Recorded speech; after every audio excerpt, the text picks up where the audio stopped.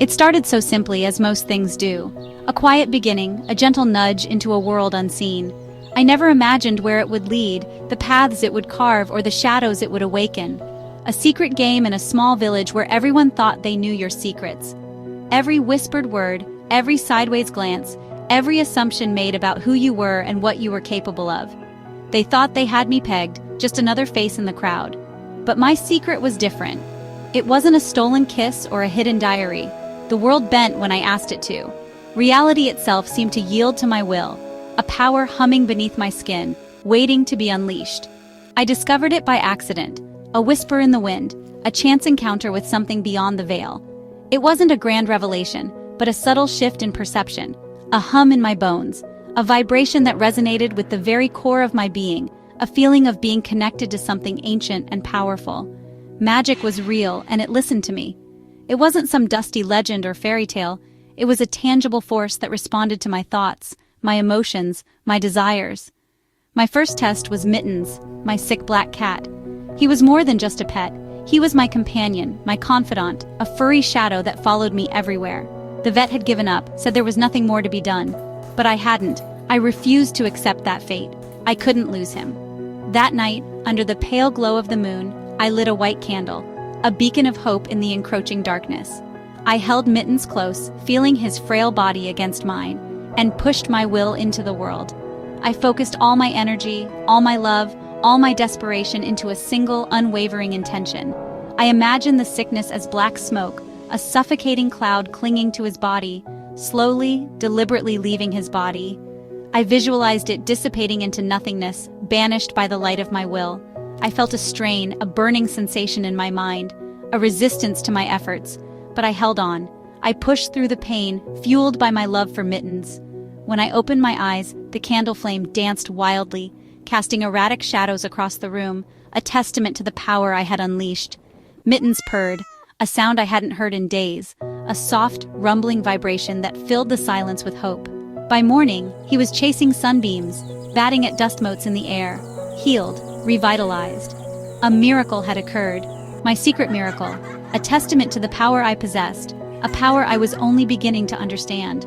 After that, I practiced with small things, honing my abilities, exploring the boundaries of my newfound power. Candle flames that bent and danced for me, responding to my every whim, a visual representation of my control. The power felt gentle, kind, a friend, a companion, a source of comfort in a world that often felt cold and indifferent. It made me feel special in a village where everyone was the same, where conformity was valued above all else. I was different, unique, and powerful. I thought it was a gift to be cherished, a blessing to be nurtured, a force for good in the world. I was so naive, blinded by the allure of power, ignorant of the dangers that lurked in the shadows. I didn't understand that some secrets are kept for a reason, that some doors are meant to remain closed, that some powers are best left untouched. The whispers grew louder, more insistent, more seductive, promising untold power and knowledge. And I was starting to listen, drawn in by their promises, seduced by their allure, blinded by my own ambition. I wanted more power, more knowledge, more control. The whispers had awakened a hunger within me, a hunger that threatened to consume me whole. The forest at the village's edge was a place of stories, whispered rumors, and dire warnings. It was said to be a place where the veil between worlds thinned, where ancient spirits lingered, and where the unwary could easily lose their way, never to be seen again. The villagers spoke of strange lights, eerie sounds, and a palpable sense of unease that permeated the woods, especially after dusk. But I was never afraid. Perhaps it was youthful arrogance, or maybe a deeper connection to the wild, untamed heart of the woods. Whatever the reason, I felt a strange sense of belonging there, a sense of comfort that defied the villagers' fearful tales. One afternoon, as the sun began to dip below the horizon, casting long, dancing shadows through the trees, I felt a strange pull, an irresistible force drawing me deeper into the forest. It was a sensation unlike anything I'd experienced before, a magnetic tug that resonated deep within my soul. I couldn't explain it, but I knew I had to follow it. I wandered deeper than ever before, leaving behind the familiar paths and venturing into the uncharted heart of the woods. The trees grew taller, their branches intertwined to form a dense canopy that blotted out the sky. The air grew heavy with the scent of damp earth and decaying leaves. The sunlight barely reached the mossy ground, creating an ethereal, otherworldly glow. I followed a path that was more suggestion than trail, a faint indentation in the earth that seemed to beckon me forward. It was as if the forest itself was guiding me, leading me towards some unknown destination. At the base of an ancient oak, a gnarled and imposing sentinel that had stood for centuries, hidden by a tangled web of roots, I found a hollow. It was a dark, secretive space, concealed from casual eyes, a place where secrets could be buried and forgotten. Something inside called to me, a silent, insistent whisper that resonated with the strange pull I had felt earlier. It was a siren song, promising knowledge and power, tempting me to reach into the darkness. Hesitantly, my heart pounding in my chest, I reached in and pulled out a book. It was bound in dark, cracked leather, worn smooth with age. There was no title, no author's name, just a swirling silver sigil etched into the cover, a symbol that seemed to writhe and shift before my very eyes. It was a grimoire, a book of forbidden knowledge. The air around it felt heavy, charged with an unseen energy. A faint, almost imperceptible hum emanated from the book, vibrating in my hand. It felt ancient, powerful, and undeniably dangerous. The pages were brittle, yellowed with age, the parchment thin and fragile. The script was strange, unlike any language I had ever seen, yet somehow, inexplicably, I could understand it. The words writhed and whispered directly into my mind, bypassing my conscious thoughts and planting themselves deep within my subconscious. They spoke of forgotten rituals, of ancient gods, and of powers beyond human comprehension. This was no gentle magic, no simple parlor tricks or harmless enchantments. This was older, hungrier, a primal force that craved release. It was a power that could corrupt and consume, a darkness that threatened to engulf everything in its path. I knew I should have left it there, buried beneath the roots of the ancient oak, but I couldn't. Drawn by an irresistible curiosity, a dangerous fascination, I took the grimoire home and hid it under my floorboards, concealing it from the prying eyes of the villagers. That night, I couldn't sleep. The book called to me, its silent whispers growing louder, more insistent. It promised power beyond my wildest dreams, the ability to shape reality itself, to command the very forces of nature. The innocent magic I'd known, the simple spells and harmless charms, felt like a child's toy now, a pale imitation of the raw, untamed power that pulsed within the pages of the grimoire. It was a stark contrast, a glimpse into a world of unimaginable potential. I had found the forbidden thing, the key to unlocking a power that should have remained hidden. And despite the warnings, despite the fear that gnawed at the edges of my mind, I had no intention of letting it go. The grimoire was mine now, and I would learn its secrets, no matter the cost. The first spells from the grimoire were intoxicating, complex, requiring ingredients and my own blood. I drew my first ritual circle with salt and chalk, lit black candles, and chanted ancient words. The air shimmered, darkness pooled in the circle, and from it, a featureless shadow formed. It bowed to me. It was mine to command. I became obsessed. Every night, a new ritual, a new discovery. I learned to levitate objects, to summon more shadows, silent companions only I could see. The magic changed me.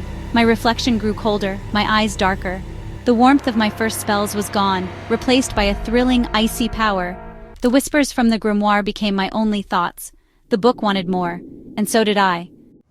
The classroom, once a place of mundane lessons and predictable routines, slowly transformed into my personal stage. It was a theater of the mind, where I could rehearse the unfolding drama of my newfound abilities. Thomas, the boy who mocked me relentlessly, the one who thought his petty taunts were the height of humor, had absolutely no idea what spooky really was. He was about to get a first-hand lesson. During a particularly dull history lesson, while the teacher droned on about dates and battles, I whispered a hex, a carefully chosen incantation from the grimoire, under my breath. The words felt ancient and powerful on my tongue. I closed my eyes, picturing spiders, hundreds of them, crawling over him, their tiny legs tickling and terrifying him. I focused all my energy on that image, willing it into reality. Suddenly he screamed, a high-pitched, genuinely terrified sound, swatting wildly at invisible things, his face contorted in a mask of pure panic. The entire class stared in terror and confusion, their eyes wide with a mixture of fear and morbid curiosity. They didn't understand what was happening, but they knew something was terribly wrong. I just watched, my expression carefully neutral, feeling a surge of power coursing through me, a heady mix of exhilaration and control over him, and by extension, the entire room. After that day, after that incident, everything changed, not just for Thomas but for me as well. The world seemed to shift on its axis, and I saw it through a different lens. The other kids avoided me, not out of indifference as they had before, but out of a palpable, almost primal fear. They gave me a wide berth in the hallways, their eyes darting away if I caught their gaze. Their whispers followed me everywhere, a constant hushed chorus that seemed to amplify the silence around me. I could feel their eyes on my back, even when I couldn't see them. They sensed the wrongness clinging to me, an invisible aura of something unnatural and unsettling. It was as if I had stepped outside the boundaries of the ordinary. Fear travels fast in small places, especially in the enclosed ecosystem of a high school, and I was its undeniable source, the epicenter of a growing unease.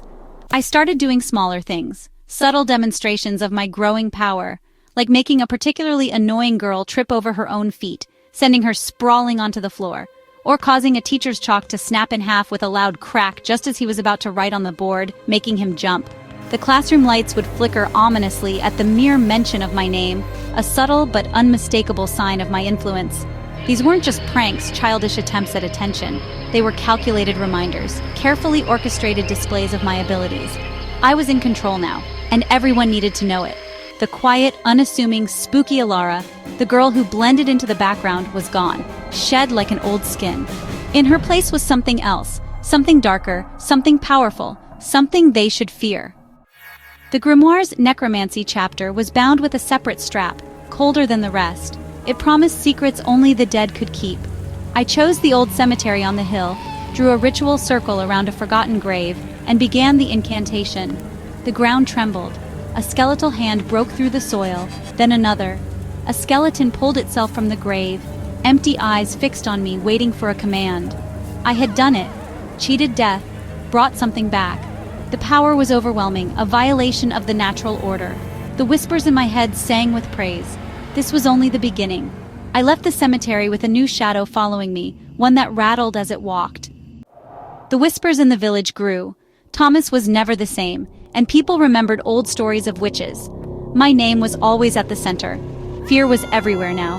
The priest watched me. The shopkeeper made signs to ward off evil. My parents noticed the change. My mother's voice trembled. My father demanded answers. I just smiled. They were powerless, part of the old world I was leaving behind. I let the magic show. Trees bent away, crows followed me. The villagers saw, and their fear turned to certainty. They were right to be scared, but they had no idea how much worse it was about to get. The grimoire's final chapter described the ultimate ritual, a way to merge with the ancient entity behind the book. I prepared a permanent circle in the forest, carved sigils, built a stone altar. The night of the new moon, I lay on the altar, dagger in hand. The whispers were a roaring chorus, urging me to begin. I drew the blade across my skin, blood filling the carved channels. The lines glowed crimson, the air crackled with power. My vision faded, life draining away, but I felt only release. I was giving myself to the darkness, and the darkness was coming to claim me. The world dissolved into red and black.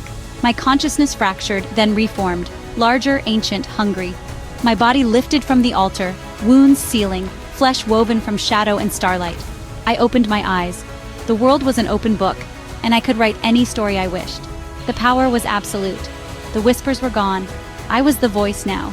The shadows and the dead knelt before me, their queen. I looked toward the village. They were my first subjects, my first toys. My smile was ancient, predatory. My eyes glowed with terrifying light. I was no longer Elara. I was a beginning, an end. The dark goddess the world had forgotten to fear. And my reign was just beginning. The night was mine. Soon everything else would be too.